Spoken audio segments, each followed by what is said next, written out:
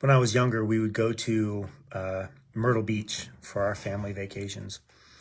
And we would always have, like buckets to build sandcastles with and all that kind of stuff. And of course, you'd make the sandcastle, you pack it with sand, dump it upside down, take it off.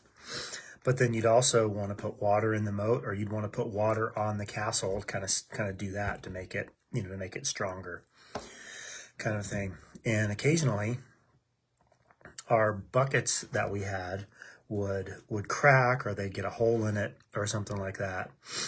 And so if we had a bucket that had a hole in it, you'd fill it up and you'd try and run real fast to go back and put it, to pour the water out into the moat. But because it had a crack in it, or because it had a hole in it, no matter how much water we put in it, it was never full. Like, it would never make it to wherever it was that we had built the sandcastle to put the water in the moat or on the castle, that kind of thing. That's a lot what it's like. That's very much what it's like to try and earn God's favor through our own efforts. Because we're going to talk more about this in September. We're going to talk more about it next year when we get into Genesis.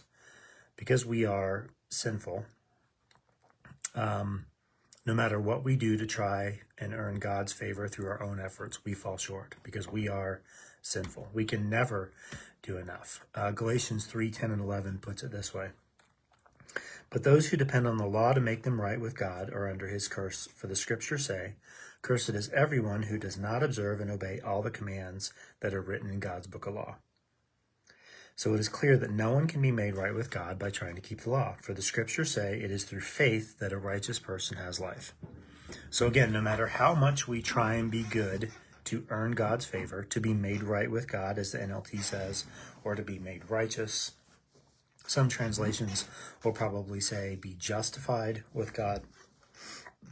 Because we are sinful, no matter what we do, when we try to earn God's favor with under our own power, we will always fall short.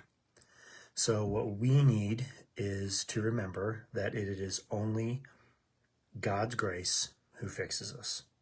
We need to remember that is the work of Jesus, who makes us righteous, who makes us right with God, who justifies us. And this is really good news, because what that means is I don't have to perpetually fill that bucket to try and be right. I can just trust in the work that God has done through Jesus.